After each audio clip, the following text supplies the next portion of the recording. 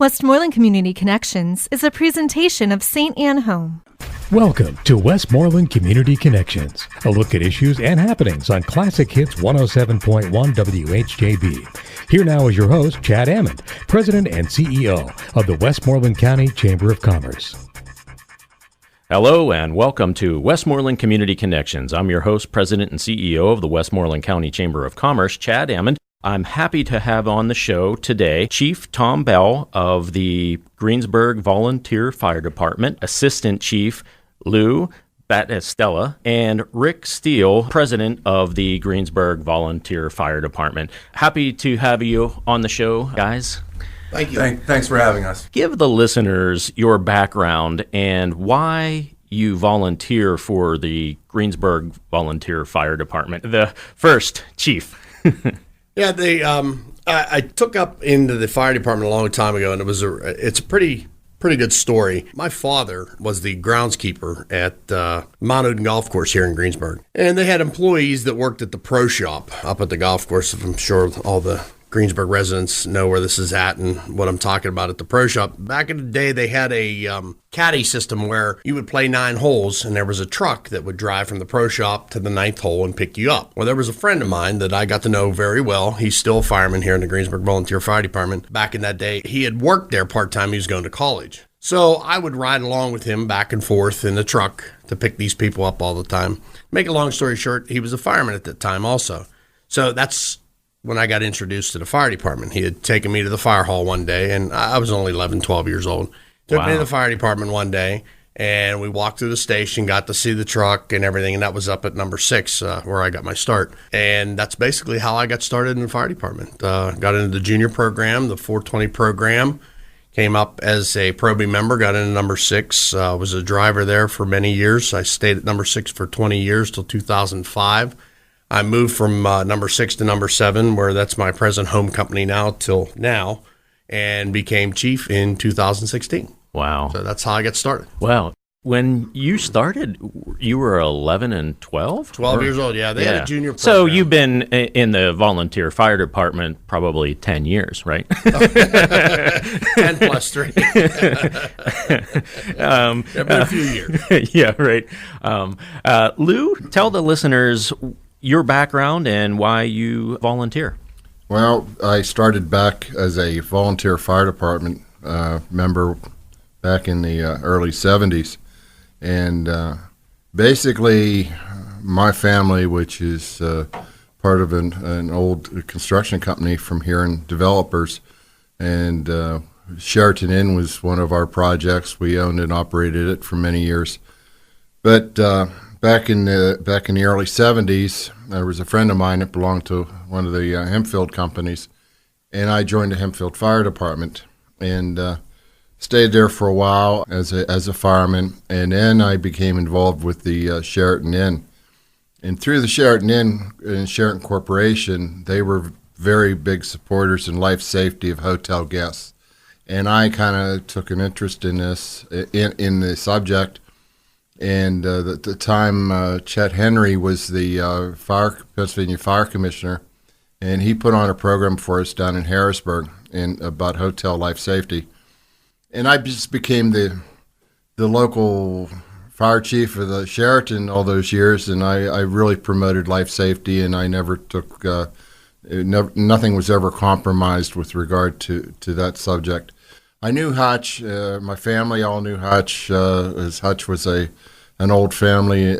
His family was an old established family, as well as my grandfathers and grandmother and my mother. They all knew Hutch. And so I was always told that if Hutch needs anything, you just don't hesitate, you get it for Hutch. And it was back in the early 90s, the guys from the Greensburg Fire Department used to come up to the Sheraton on Friday evenings to kind of just blow off steam, and they ended up getting to know me, and they asked me one day about joining Greensburg, and because I did have some food knowledge, of course, and they thought I would be a good fit to get involved with the burger sales down on the Shoey burgers that we put out at number 8. So I joined number 8, and then I was there for a couple of years, and Hutch asked me to join the dog team, and I joined the bloodhound team, and I was a support person. And then one day he asked me, oh, this is back in 1996, he asked me if I wanted to take on a dog and raise a dog and be a dog handler, and that's where I started. So today, after about 6 bloodhounds, and I now, Hutch, when he retired, he put me in charge of he asked me to take charge of the team. And then when Tommy took over as chief, Tommy says that you go ahead and take care of the bloodhounds. I don't want to have to worry about the bloodhounds. You take care of it. So, and then when Tommy took the chief's position, he asked me to be one of his assistant chiefs, and I do mostly all of his administration work, his book work, and I document and that sort of thing. And that's what I do now for the department. Yeah. You brought up Hutch. Ed Hutchison was the former chief, and probably from 1953 to 2016. That's correct. He was for 63 years. He served as chief, and yeah, and the Transportation Commission just had his name on Route 30 in the Greensburg area. Yes, that's correct. Yeah. Yes. Wow.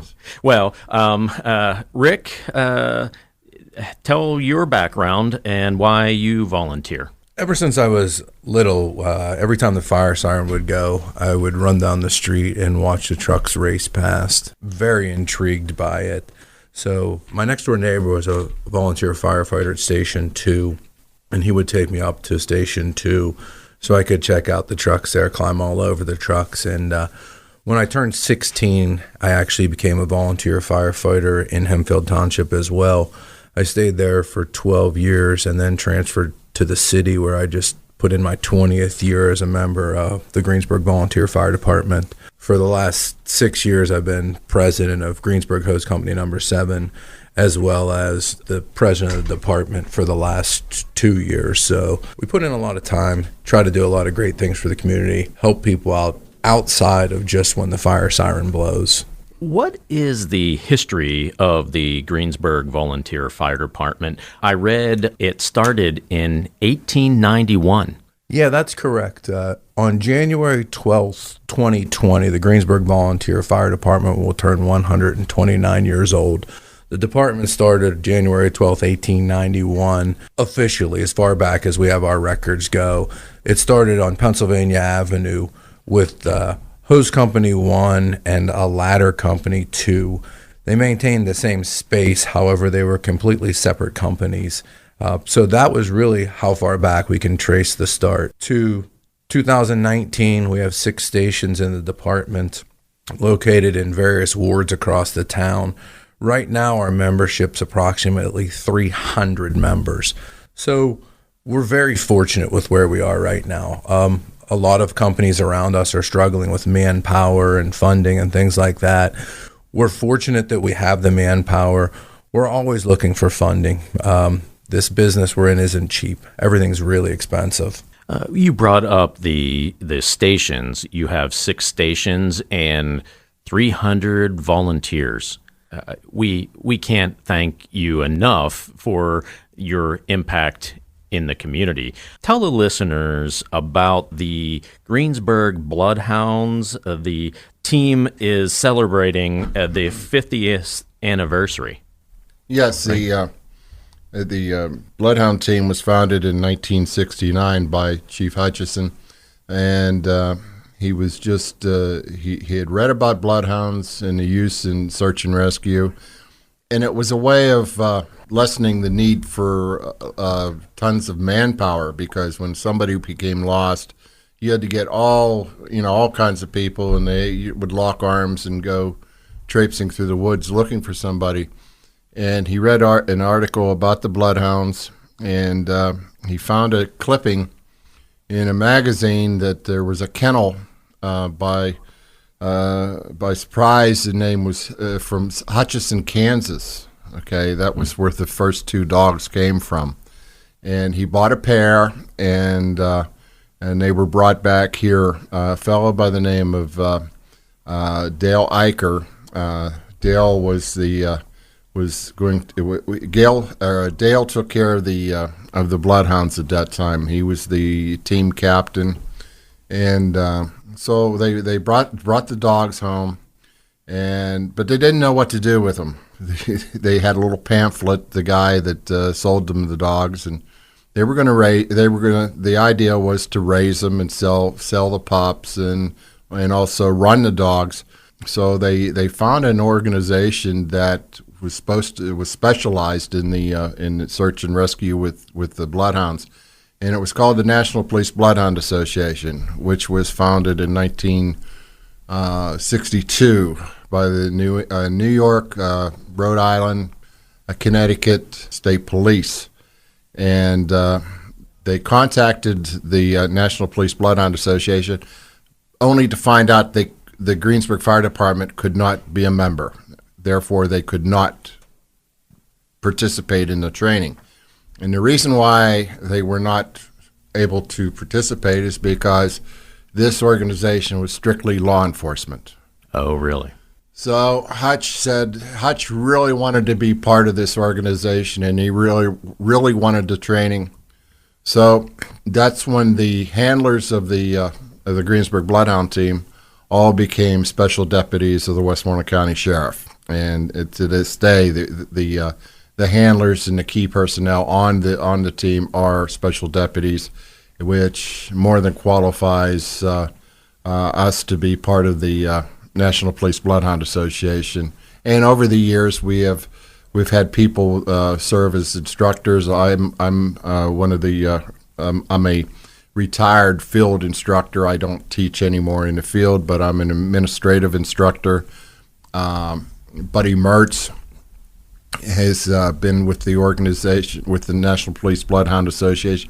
He started going there when he was 14 years old. He's got over 40 years going to the association. So yeah. He's one of the beginners, and he still is an active instructor. Buddy is, of course, our director of 911, Westmoreland County 911. So Buddy is part of our team, and he's one of our head instructors. So, but that's pretty much how we go out, and we're agency activated. Individuals can't contact us to go out. We must be agency activated. Either a fire department or law enforcement must contact us through 911 and request us, and we'll come out and help look for lost, missing children, adults, challenged people that are challenged, and of course we do respond to law enforcement cases, which bank robberies, any kind of thing that the bloodhound could be utilized in. So yeah, and those people impact our community and the volunteer. Absolutely, yeah. Absolutely. Yeah. It's the other thing that just one thing about specialty teams. There are two specialty teams in Greensburg, and one was the dive team, and they started. The dive team started before the bloodhound team, but around the same era. Hutch believed that we didn't have that many fires. Okay, fortunately. Okay, that's a good problem to have, right? It's a good problem to have. But we wanted to keep the manpower there, because if we did have one, we needed the manpower. So these teams also served as outlets to keep people busy. So if they weren't doing fire duties, if they got called out on their specialty team, whether it be the dive team or the bloodhound team, it kept everybody involved in the process and kept the volunteers around, kept the interest level up. You're listening to Westmoreland Community Connections on Hometown Classic Hits 107.1 WHJB. We'll be right back after these messages. This is Westmoreland Community Connections on Classic Hits 107.1 WHJB. If you have a suggestion for a topic, or if your nonprofit organization would like to be featured on this program, call us during regular business hours at 724-216-1200. Westmoreland Community Connections is a presentation of St. Anne Home. Welcome back. You're listening to Westmoreland Community Connections on Hometown Classic Hits 107.1 WHJB. I'm your host, Chad Ammon, President and CEO of the Westmoreland County Chamber of Commerce. Our guests today are the Greensburg Volunteer Fire Department, Chief Tom Bell, Assistant Chief Lou Battistello, and Rick Steele, President of the Greensburg Fire Department. And you brought up Ed Hutchinson. He was the chief from 1953 to 2016. Following Hutch, Chief Tom, I mean, you probably had big shoes to fill. What does a chief do nowadays? Well, first of all, if I haven't heard the shoes filling thing about 300 times since I've been chief, I've been heard it 350 times. But the first thing is everybody said, wow, boy, you got big shoes to fill. And everybody that I answered, I told them straight up, I said, look, there's nobody ever going to fill that man's shoes. He's a legend. He's one of a kind. Nobody ever did it. What he did for the city of Greensburg and the surrounding areas, not just only here and around here, but through the United States. I mean, we were all over the place, the Greensburg Fire Department, not myself. I got to venture with him one time down to Selma, Alabama. This is just one of the things that he did. I don't want to dwell a lot on things because I could speak here all day about what he has done and what he accomplished and everything to the Greensburg Fire Department. But just the one thing that I did with him was we went to Selma, Alabama. And, of course, Lou was a big part of that, too, because he had had a truck go down there and take things down. But it was a school. He was sitting at home, and this is what he did. He would sit at home and be watching Judge Judy and the news and everything all the time. And at one time back in the 90s, this story came on. I don't know what it might have been, ABC, Dateline, or News, or whatever it was. But there was a school that didn't have how he said, a pot to blank in, let alone a window to throw it out of. So he decided they didn't have no playground, no nothing. So he got a hold of Tom Spawn at the time, was a recreation director. There was a councilman, Johnson. He got a hold of these and pulled everybody together, and of course Lou, and said, hey, look, we're going to go down here and we're going to give them a playground. I want Tom, I want you to get some money up here. I want you to do this. We're going to get donations. Lou, I want you to get a truck together. We're going to pack stuff up and take it to this school, and we're going to do this all in 1 week. We're going to be in and out of there in a couple of days. And by God, that's what he did. He got everything together. Lou lined up the truck left. We packed it full of old desks and everything from the junior high, senior high, everywhere that they had them around. And what else they have? Bunker coats, things like that. And just packed that trailer full and took it down to the Selma, Alabama. Of course, we drove. They flew down. But we got there. We hit the ground running. As soon as we got there, we got things ready. We built this playground. We needed a backhoe to dig something. There just happened to be somebody going along the road in a backhoe. He ran out there, grabbed this guy. Next thing you know, here comes this backhoe. He's digging the holes. And in a couple days, we made this playground. But that's what he did. And getting back to, filling his shoes, I'll never do that. I mean, it's something, he, at the time, that's what he did. He went out, got these things, found these things throughout the community, did all this. Today, in today's day and age, he just went and did it. Today, you can't do that. You just can't pick up and run. You just, people can't take off the work like they used to before. I don't know how they did it. I mean, I had to take vacation time when I went down. Some of the other guys took vacation time, stuff like that. Today, it just can't happen the way that he used to do things. He'd pick up, and 9/11, he picked up a load of guys, went down. There was a tornado, or not a tornado, but a hurricane in North Carolina. He picked up guys, just went down. And going through all that stuff and just doing things like that, you can't do it today. There's too much red tape today to go through to try to get a crew to do things to help other people, because it's just not the way it was back in the day. So following in his footsteps, yes, I can tell you, being the chief of the Greensburg Volunteer Fire Department and doing the things that he did as fire scenes and everything in the city and maintaining the fire department and stuff, I try to do my best and do what he would have done today back then. But as far as, again, filling his shoes, it'll never happen. So I try to create my own shoes is what I tell everybody. I'm going to set my own ways to do things. I'm going to create my own legendary path, I guess you could say. But what the chief does today is basically runs the Greensburg Volunteer Fire Department. I have a crew, or should I say a staff, of men that are set up that everybody has a certain job to do. Lou, when he talks about administration, he takes care of all our paperwork. We have a system that's called ER reporting. That's how we report all of our alarms to NIFRs. Is that what it's called? NIFRs. And that's basically everything that we do. Every false alarm, every fire alarm, every structure fire, every medical call that we assist, it's all reported. There's things called ISO. We go on for half an hour about how and everything, but that's Lou's job. He takes care of all the reporting and does we have a paper that goes out every quarter. It's called the Fire Bell. And basically we take 4 months of every quarter of every year. And what we do in that quarter, we put this on paper and we send it out to all the membership and the council. And there's a lot of places outside of the city of Greensburg that some of these people get. And it's all over the place. It's very known. And it just reports on what the city of Greensburg or fire department does every quarter for every year. We've been doing that for the last 3 years. Well, Hutch would pat you on the back, and all of the listeners pat you on the back for being the chief for the Greensburg Volunteer Fire Department. Thank you very much. On another note, does Greensburg Volunteer Fire Department have a youth recruitment process?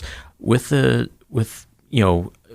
have an aging population, and maybe the volunteer fire department has to recruit youth. Yeah, we do. We actually have a couple different levels of programs. Our first program, we call it our 420 program.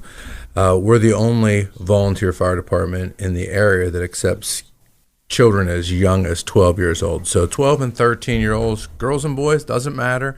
We bring them into our 420 program and we allow them to come to our trainings. They're allowed to hang out at the station and learn about what we do. Unfortunately, they're not allowed to run calls at that age. That steps into our next category, which are our junior firefighters. Junior firefighters range from 14 years of age to 17 years of age, again, both male and female. At that point, they're allowed to start riding the fire truck to emergency calls, but what they can do on the scene of an emergency situation is somewhat limited. That's set forth by the state of Pennsylvania guidelines under the child labor law. So they can come to the scene, they can help us out in certain situations, do things like that, but they're involved in the process. They're really starting to learn at that level. And they're also allowed to start taking official training classes. They're called essentials classes. There's 4 modules of essentials, and they build as you go through building your knowledge as a firefighter.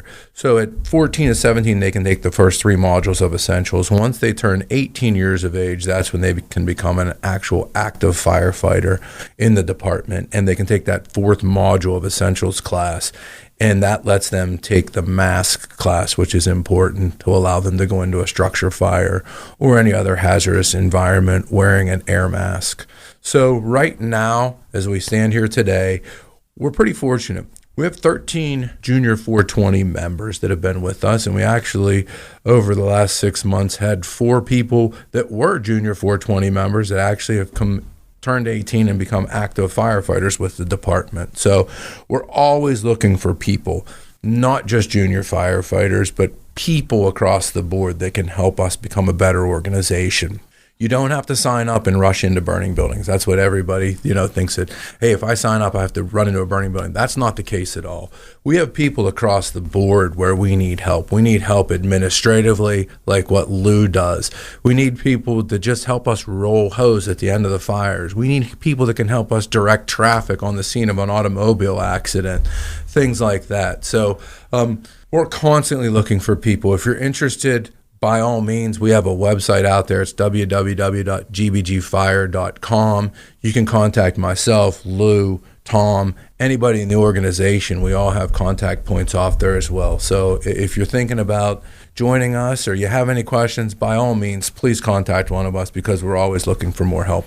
I'm hearing empty nesters. How do you describe empty nesters? What we're seeing there was actually just an article that was released last week about people whose children have moved out of the home, and they're basically kind of looking for something to fill that time that they used to have in their lives with their children. Those are the people that, again, can come into our organization and fill a void in our organization by doing those things. If they're interested, starting out at the basic level, teaching them there, and as hopefully they gain more interest in the organization and want to do more and more, they can go through and they can start taking these different level classes, and who knows where they can end up in the ranks of the fire department. Do you need any more volunteers? I read on the website that you annually have 2,000 calls, right? That's correct. We have basically the last 3 years, believe it or not, our call volume has increased every year by a few. But yes, we are over 2,000 alarms a year. For the city of Greensburg, that's 4 square miles and I think it's between 10 and 14,000 population. I mean, that's a lot. I mean, some of our neighboring companies, they talk about how they get 100 alarms a year and they think they're overwhelmed. It's always tell them, hey, come to the city of Greensburg. We have over 2,000 a year. And they look at us like we got, it comes down to basically 6 a day, realistically. Wow. And there's some days that it's more than that. I mean, we sit and actually count them sometimes when we have a busy day. And the most that we've had in a single day, I think there was 15 in this last couple of years. So wow, we're a very busy company. There's no doubt about it. And, to get back on about, do we need people for volunteers? Of course we do. We always will. We are an aging group of fire department here. I think the last time that we looked at and evaluated, our percentage of people in certain age was 49% of the fire department was over the age of 50. So that's got some older group of men there. And we need the younger generation to start stepping up and coming in and giving us a hand, because these older generation are going to start to retire. Well, that's all of Westmoreland County. Exactly, we have a third of the population 65 or older. Mm-hmm. Yeah, and so most of them belong to the fire department in Greensburg. You described volunteers is more an affordable solution. How do you describe that? You mean as far as what the burden that it would put on small communities yes. if they were basically paid? Yep. There's no doubt about it. I mean, I don't foresee, somebody, city of Greensburg, for what they have and everything, if it became an all-paid department today, that would be no doubt a burden on the city of Greensburg with what they have. I mean, city of Greensburg provides a lot of services, and I see some of those services that would have to go away if they would have a volunteer fire department that would become paid. South Greensburg, Southwest Greensburg, same thing. I just don't see, if they would wind up having to have a paid fire department, what a burden it would put on them, financially. Well, this is the last question. How do you fundraise and the listeners donate to the Greensburg Volunteer Fire Department? What we do for our main source of donations for the department is we send out a donation letter every year, asking for the community support in that nature. The individual companies then in turn have their own things like cash bashes, golf bashes, burger sales, things of that nature. But anytime anybody's looking to join the department, has any questions, wants to buy our merchandise, wants to make a donation to the department, as I said earlier, they can check out our website, www.gbgfire.com, and go about that way of contacting us with any questions. We're also a 501c3 nonprofit organization, so anybody that's looking to make a larger donation, or anybody has a foundation that would like to assist us in anything that we're doing, we can provide the documentation for those means as well. Anything else that you want the listeners to hear? Yeah, just one thing is, anybody that's out there that's willing to fill a void in their life, that they want to contribute, they want to give back to their community, something like this, the Greensburg Volunteer Fire Department is here for you. I mean, there's no doubt that no matter what, you, like Rick had mentioned, You don't have to strip down and get a mask on, run into burning buildings. There's so many jobs that we have available to do in the volunteer organization. Anyone, any age, we're here for you. Just come on out, pick up an application, get on our website, start by City Hall. Tom, Lou, and Rick, thank you very much. And thank you to all of the volunteers that volunteer for the Greensburg Volunteer Fire Department. Thank you very much for being on the show and all you do for Greensburg and all of our community. Thank you. Thanks for having us. You've been listening to Westmoreland Community Connections on Hometown Classic Hits 107.1 WHJB. Join us next week, same time, same place, for another edition of Westmoreland Community Connections. Thanks for listening, everyone. This has been Westmoreland Community Connections, a look at issues and happenings in and around Westmoreland County. Join us again next week on Classic Hits 107.1 WHJB. Westmoreland Community Connections is a presentation of St. Anne Home.